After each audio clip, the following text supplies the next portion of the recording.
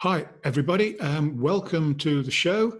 I've already made a few introductory comments, but we've got something a little bit different today, as they say in Monty Python. And the posts I put up on social media this morning, just as a little trailer, were why is it that Buddhists and Buddhist monks in particular always seem so calm and serene at all times, irrespective of what's going on? I mean, whenever I look at a picture of the Dalai Lama or see him being interviewed on TV, he's always got this smile the whole time. Must really hurt his face muscles. So I thought we might go, I said, we're going to examine the 10 rules that Buddhist monks live by in the monasteries and see if that might give us some clues. Well, as I mentioned earlier, I was having a bit of a bad hair day today. And in fact, when I actually looked at my notes just before the show, I realized actually there's 12. So what I'm going to do is introduce them 3 at a time and then have a little break for you to comment on whether you, first of all, what you think about these rules, whether you do them already, whether you don't agree with them, or do you want any advice or suggestions on how you might follow these rules if indeed that's what you want to do? But like I said before, as always, that's about as organized as we get. And if you've got something that you really want to say, irrespective of however many rules we've got through, just carry on, because it doesn't, it's all the same to me.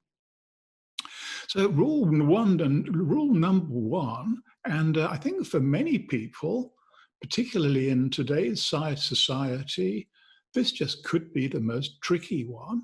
It's a simple one, but it's a tricky one. And I know from some of you already, and actually quite honestly, looking at me in the mirror there, I wouldn't say that I'm the worst, but I've definitely got room for improvement here.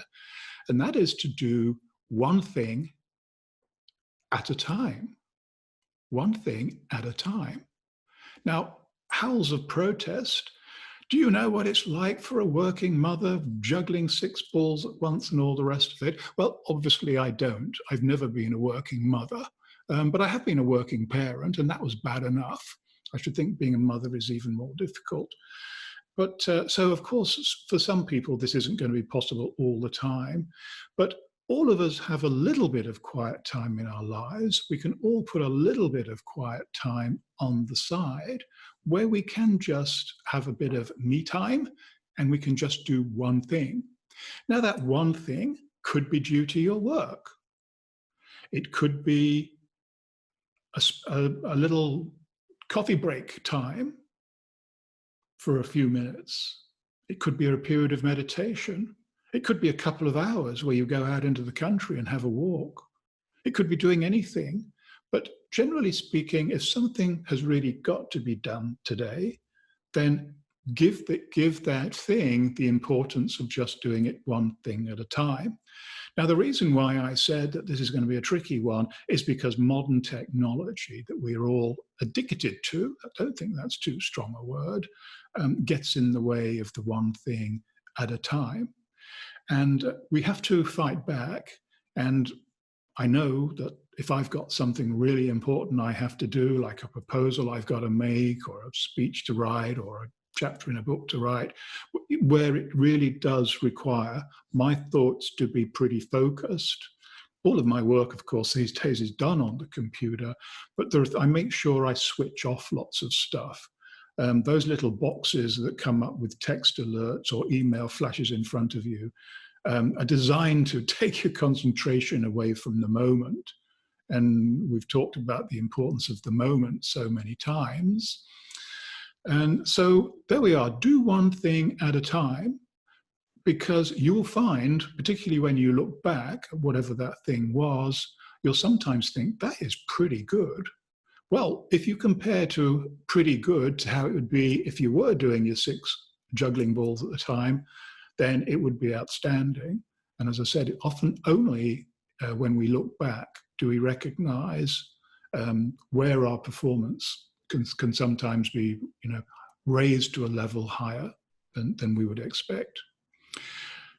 Rule number 2, which is related in a way, They say, when you're doing this one thing, do it slowly and deliberately. Slowly and deliberately. And whenever I'm traveling around the world, of course, I haven't been traveling anywhere at the moment for quite a few months. If I have an opportunity to go to a Buddhist monastery, I will do, because they're open. And sometimes nobody even speaks my language, but nobody seems to care. So I'll just sit somewhere and watch what's going on and listen what's going on. And certainly I've never, ever seen a Buddhist monk hurrying anywhere. They seem to have all the time in the world. And they spend a lot of time in meditation, of course. And I guess when they are doing something, they just relish this change in their routine. So they do it slowly and deliberately. And they do it well. They do it to the best of their ability, irrespective of what the task might be. Just like we do, I'm sure. And rule number 3, I didn't put these into any order. This is just the way they came out. But again, this one seems to be connected, is whatever it is that they're doing, they do it completely. That means I'll make a start today. If I can crack a good 5 minutes in, then I can finish the rest off tomorrow. Well, we all know what tomorrow is like. Whenever we think we'll do something tomorrow, what it really means to our unconscious mind is, I don't want to do this at all. And so tomorrow buys us a bit of time, kicks the can down the road into the long grass, and then tomorrow comes and something else will have got in the way and say, well, can't do it today, I'll do it next tomorrow. So there we are. Do one thing at a time, do it slowly and deliberately, and do it completely. So there's the first 3 cracked in a few minutes. What do you think about that, ladies and gentlemen?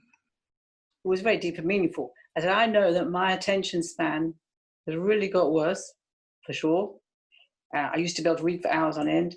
Now I'd be saying I'd need to set myself a goal of doing something completely for half an hour.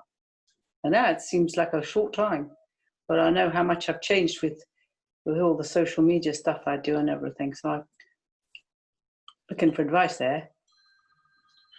Well, not sure you get any advice, but I think what you say is a confirmation that it is very difficult for all of us at the moment, because we are bombarded by social media. And of course, don't get me wrong, there's a lot of really good stuff about social media, and overall I would say that it's enriched our lives, but there are definitely some things that have taken us away from the moment, and that's the danger of it.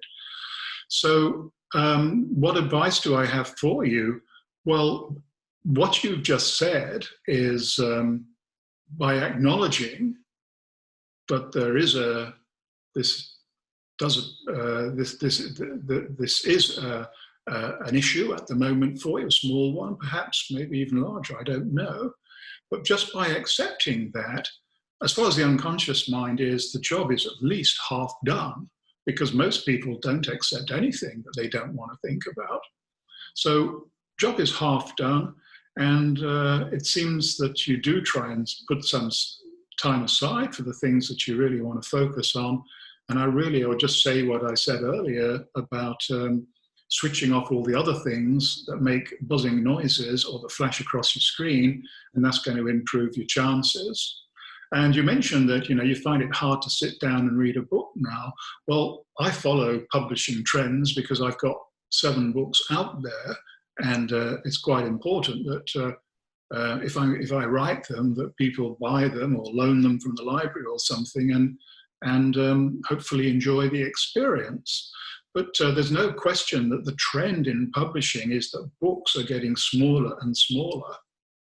Indeed, when I was working with one of the top poker players in the world, and I was trying to explain some of these ideas to him in a number of private sessions, I said, well, look, I can give you my book to read, and this will save you some time. And he said, how many words is it? I said, well, it's actually my quirky sense of humor. it's 30,000 words exactly. The first draft came out a bit over that, so I just chopped some bits out. So it made it 30,000 exactly. And he said, that's too much. He said, can't you condense that into 3 pages maximum? And I guess I stopped breathing for a moment.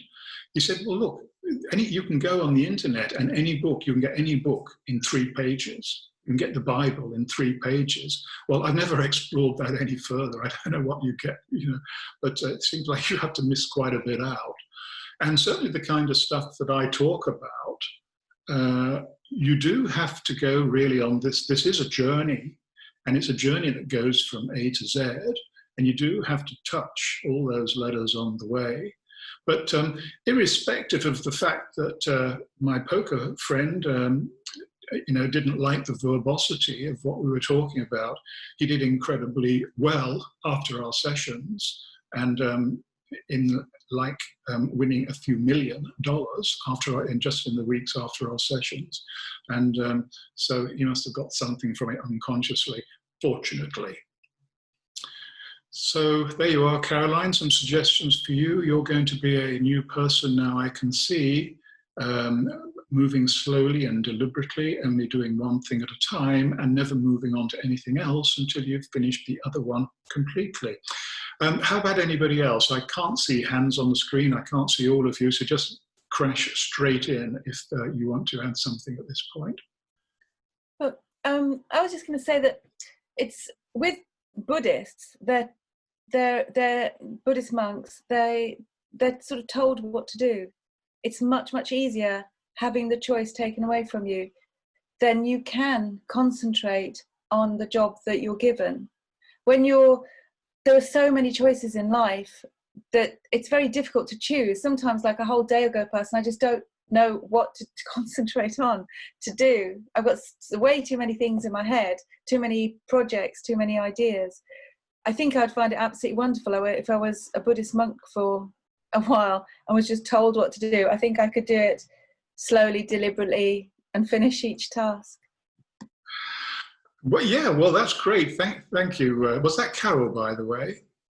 Yeah, nodding. Okay, Carol, you're absolutely right. And of course, you're not the first person who's ever thought this. And that is why when people really have got some big changes in their life, many of them will do something along those lines. They may not go to a Buddhist monastery, but many of them will actually do. And we've talked before about some people in the world of music who've picked up terrible drug habits along the way. That's one of their preferred choices. And very often after 6 months, they come out as a very different person. And the example we've talked about is Leonard Cohen. He was the first to say how it really made him think about things in a new light.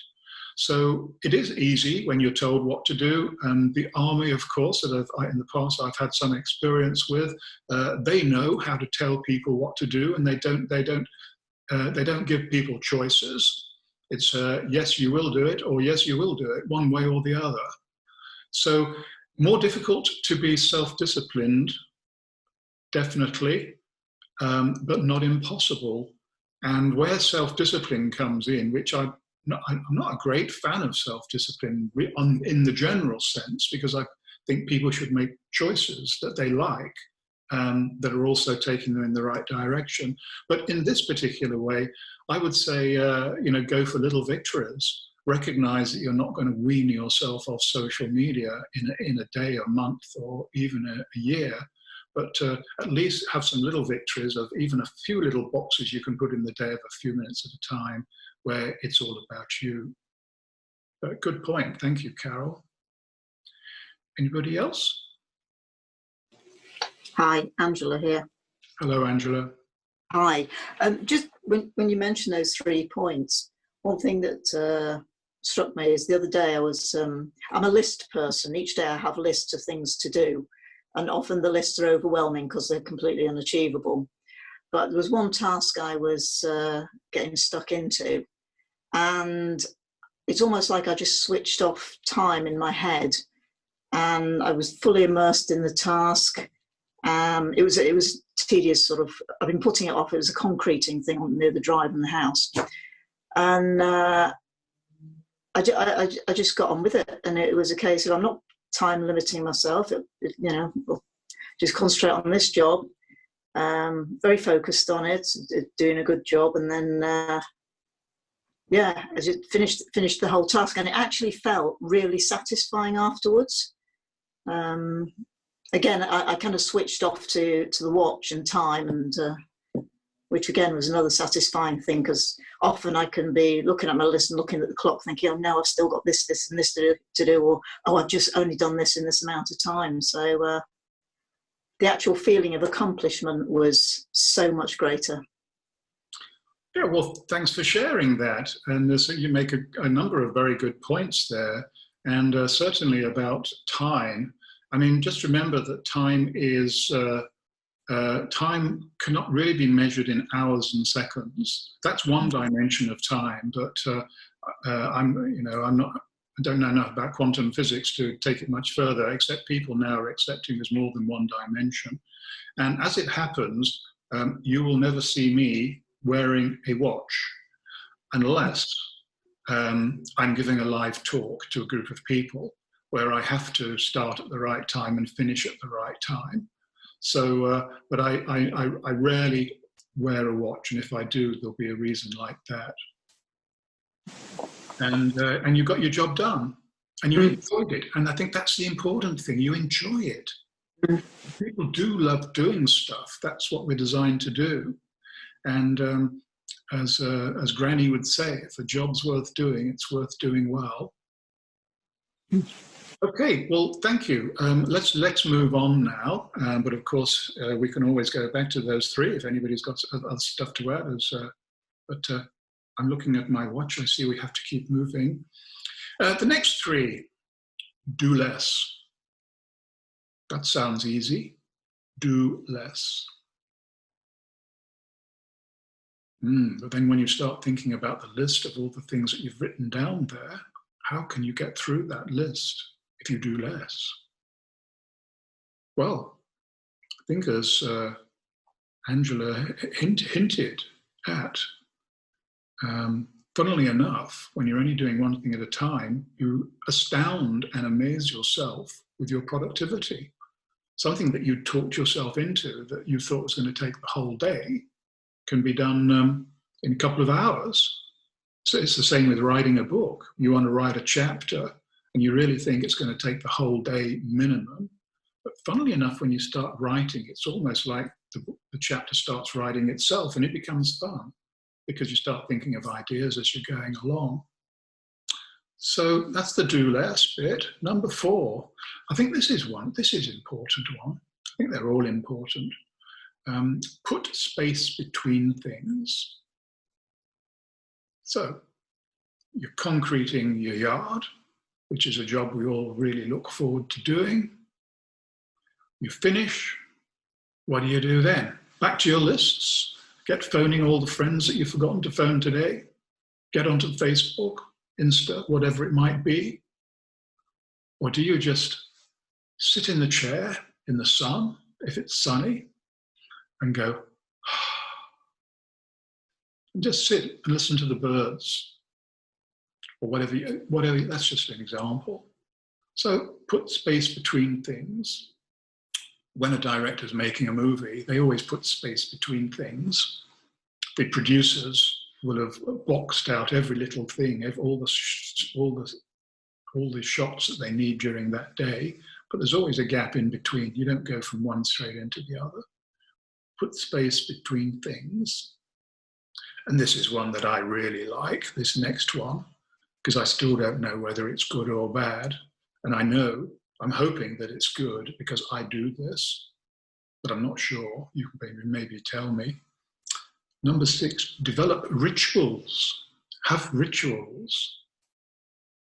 Get up at the same time, 4 o'clock in the morning for your first meditation. 6 o'clock, have your breakfast of 1 spoon of oats without any milk. Go to bed 8:31 in the evening after meditation. Develop rituals. I don't quite know why that's important, because I haven't been trained in this. But I would say that it's a way of helping the self-discipline that Angela mentioned. It encourages self-discipline if you have a ritual. It's like if you say to yourself, okay, well, I'm going to go out shopping early so I get there before everybody else. I'm going to leave the house at 8 o'clock in the morning. That would be a ritual. And if you stick to that ritual, it'll save you some time for the rest of the day. If you don't, then you'll be with everybody else in the crush. So rituals have their place. I guess the reason why I was hesitant about this subject is because what's the difference between a ritual and an obsession, an OCD type thing?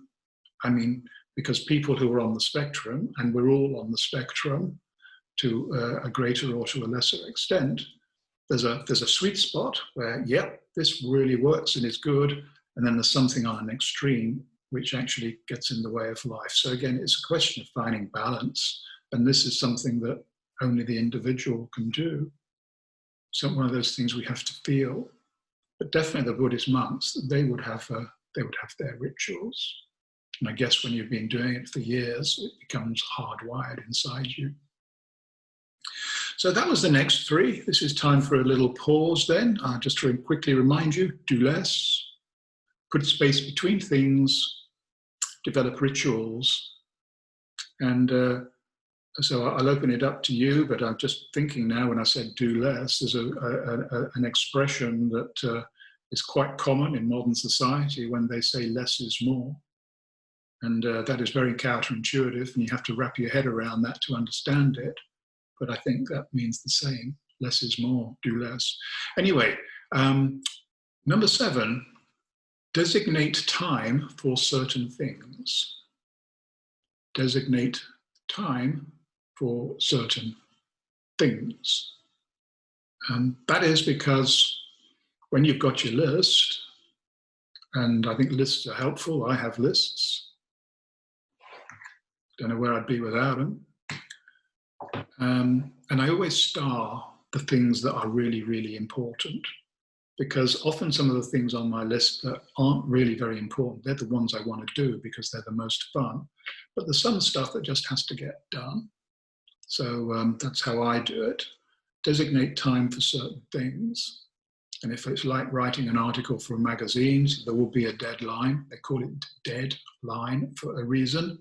That has to be in before or at that time. Otherwise, they get annoyed with you and they don't publish you.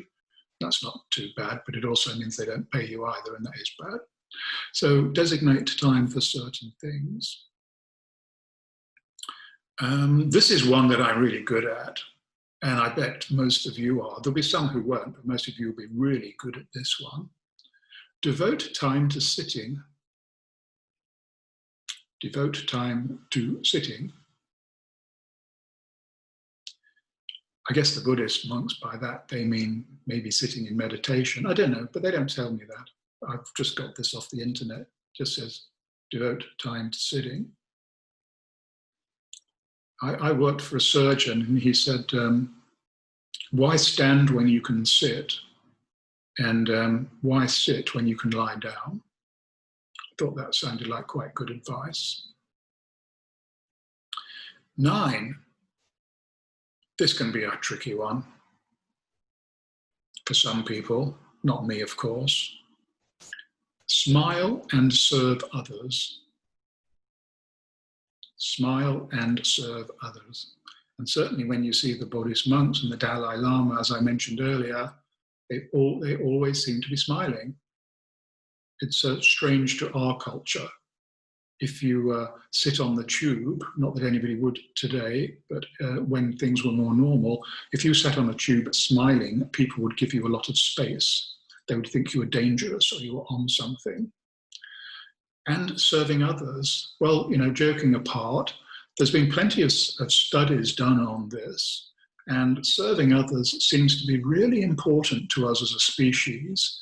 And the studies have been on longevity, how long people live, and satisfaction with life on a happiness index. And serving others comes up there pretty high. And those of us who have families will know that part of our job is to serve our family, and that's a relatively easy one for us. But how about serving strangers that we meet on a day-to-day basis, even if it's just a short little conversation? How's your day going, or something? Or we do them a favor, a little favor.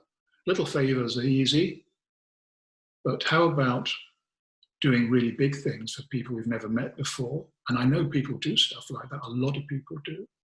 So they're to be applauded. Anyway, I'll just run through those again. What do you think of what your comment, question, or other thing is you want to say is going to be? Designate time for certain things, devote time to sitting, and smile and serve others. Any comments? Said I, smiling. Okay, no comments? Yep, I've got one. Yeah, okay, please go ahead, Angela. And I think Johnny switched his mic off as well. Maybe he wants to come in after you. Anyway, go ahead, Angela. No, I was just thinking about the which one was it? Yeah, devoting time to sitting, and again, just being out in the garden or looking out on the garden and just sitting and watching the birds and the trees, and preferably, like I said, being out in the garden, because you get the proper, the nice sounds, and I find that I do more of that, and that's something I enjoy doing, and I have to tear myself away reluctantly to get back to reality all too often. But no, it is certainly so nice, and it's like liberating to sort of take that time and do it. Yeah, well, thanks, Angela. And I agree with you. And there's another rule in here that it's not on this list, but probably it should be, and that is connect to nature. I mean, it's very, very therapeutic to connect to nature, and so many other people have said that. It's not me saying it. And Einstein certainly said that. He felt it was very important to connect to nature. He described it really as connecting to God in a way. And one of the advantages of this COVID thing, and we have to look for advantages because there aren't many of them, but those of you who live in London, or even live in the country, or even in London for that matter, I've never remembered a year like this for birdsong. And I've seen things on the TV actually, and Nature Watch and stuff like that, and they're saying the birds are having more broods this year because people have got out of the way and they've left them to themselves. So there are, definitely our environment has benefited from this sort of shutdown we've all been enduring. Did you have a comment, Johnny, or was it just your microphone blinking? No. I was going to say, I think my favourite one's about serving others. I think that's a real testament of our own character and persona, that we're willing to go the extra mile to help others and serve others. And I think that also gives us a good inclination of our spirituality and our awareness that it's not about the ego, it's about a bigger picture, about helping others and being there for people. Well, thank you for that, Johnny, and I'm glad you shared that with us. And I'm going to make you blush now, because you are a really good example of serving others. You've been on your journey just like we all have, and a lot of your time presently is spent doing just that, helping others who are struggling with stuff. And I give you credit for that. Thank you. You're doing a great job. Thanks. Okay, moving on to the last three. Must be about 1834. Number 10. Yes. This is a tricky one for me. Both of these things are not really my strong suit. Anyway, here we go. I'll read them. Make cleaning and cooking become meditation. Make cleaning and cooking become meditation. And I guess that if you're a monk in a monastery, a Buddhist monk in a monastery, your day has lots of quiet times and jobs are allocated, I think, to people on some kind of a rota they have. And because it's different than just sitting and meditating, I guess they probably look forward to even cleaning and meditation.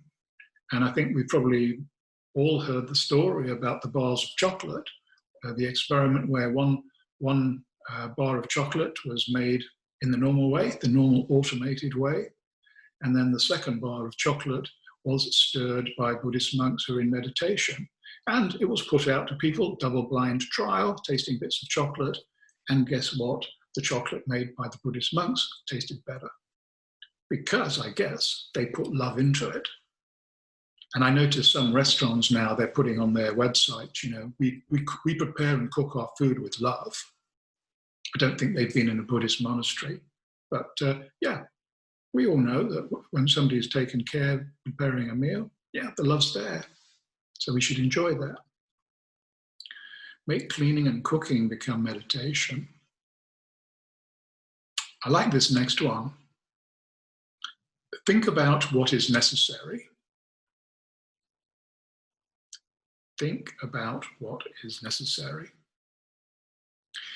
Our problem is we have got such a big brain compared to other species. And even worse, a lot of this big brain we have is on the surface. It's newly evolved. It's not like the deep thing we call the reptile brain. And that really does do a lot of thinking. And that's why we get headaches. It's why we get stress. Because we think about stuff that most of which is not really worth thinking about, but we're so used to it that we spend hours and hours thinking about stuff. Usually, I'll say often, things that have happened in the past that haven't worked out for us, and we find it difficult to let go, and they can be difficult to let go, some of these things. And then often thinking about the future. Now, when we start thinking about the future, we have gone straight into la-la land. We are starting to hallucinate without having taken any drugs, because we have gone into the field of mysticism where we think we can predict the future. And if we've learned anything recently, I think it's that none of us are really very good at predicting the future. And as Mark Twain said, I spent 80% of my life worrying about stuff of which about 10% actually happened. So think about what is necessary. There are, of course, some things that are very necessary to think about. Can't go through life without a single directed thought. I don't think we can anyway. And number 12, which I guess really you could say is a summary of everything that's gone before on the list, live simply. Live simply. I spent a couple of years working in the desert in the Middle East, very, very remote, very, very, very remote. You could be driving through the desert and not see a living thing for days at a time. And occasionally you would you would get close to the Bedouins who were nomadic. And when you run into the Bedouins, when you meet the Bedouins, after you've gone through all of the highly complicated ritual greetings, you will be invited to drink coffee with them and to have food with them. And as we all know, it's an insult if you don't like the food or the coffee and you refuse to drink it. So you have to learn a little self-discipline there. And so some of them can speak English now, or sometimes I'd have my interpreter with him and we'd be talking about various things. And the conversation came up once, can't quite remember how, when I said, how do you manage, traveling through the desert, with your camels and nothing else? Now the camels have got quite a heavy load on them because they put these big tents up wherever they stop. And they said, it's very simple. You have to take enough for what you need.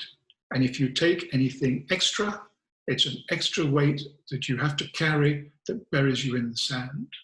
So they definitely live simply and they definitely think about what is necessary. Whereas if we look around us, we're surrounded by all kinds of stuff that You could say it's not really necessary. Does that mean ditch it all? No, it doesn't mean that. But it's time, I think, from time to time to do the old good-fashioned spring clean. Now, we moved house a few years ago, downsizing. We were trying to make our life simple. Don't know whether it was what the bedouin said to me. Who knows? It might have been. And I had to go to the tip at least once a day with stuff that nobody had any use for. We'd put stuff outside the house on the road and people would come by and pick it up. That was the idea. That was great. They obviously wanted it. But stuff that nobody would touch, we took it to the tip. And I realized as I was coming out, I was smiling. I felt good at getting rid of some stuff. And then when I looked around at the other people, I saw most of them smiling too. I haven't been to a tip for a long time, but I'm sure they're, I don't even know whether they're open right now.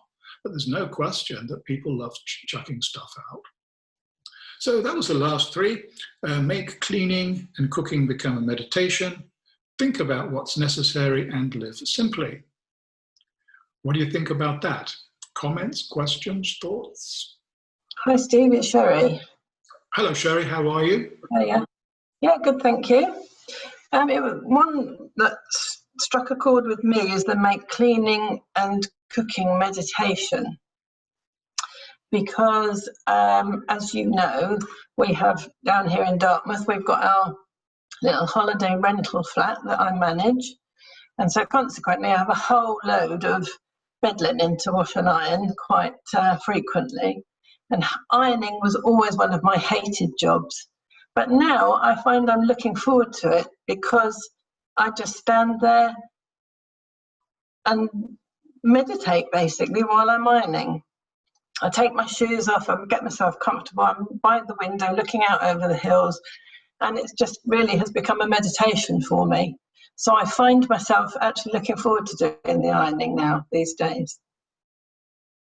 Well, yeah, there we go. That's a great example, Sherry. Thanks for sharing that with us. And of course, whenever we do anything, even if it's a little bit repetitive, it can take us into the flow state of the athlete or the zone. And when we're in the flow state, what that really means is we're in very good communication with our unconscious mind.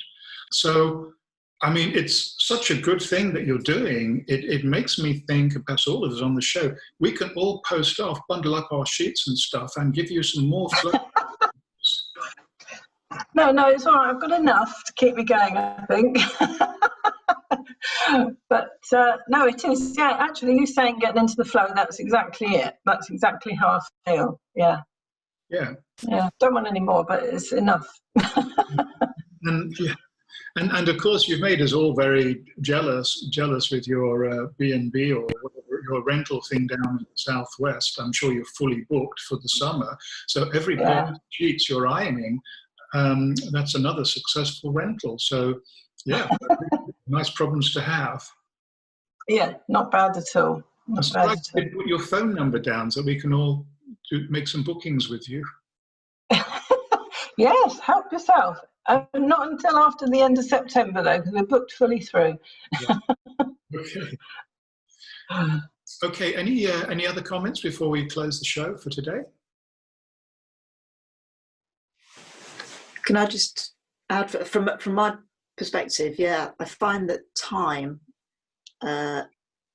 plays an enormous part on this sort of thing for me because I can really love and enjoy doing the cooking and the cleaning if I'm not under pressure of time. If my list is long, then I feel I have to rush it and I'm cutting corners and it's not the same experience. It's very different. Yeah, I think we'd all agree with that, Angela. I mean, we've got the job done, but there's this sort of nagging discomfort in our mind that really, as you say, we've cut some corners. And I think, yeah, I know exactly what you mean, and I'm sure we all do. So yeah, thank you for that. Okay, folks, it is time to close up now. So thanks again for supporting us. It's so great to have to get people that I begin to know them. I know their names and their faces and their experiences. And we will be back next week. And so in the meantime, give yourself a few moments when you can close everything out, do a bit of meditation, do something creative. Creation of things is always a good entry point to a deeper state of mind. And keep smiling, of course. Smile until it hurts. And I will be back at the same time next week with a huge smile on my face. Okay, until then, goodbye.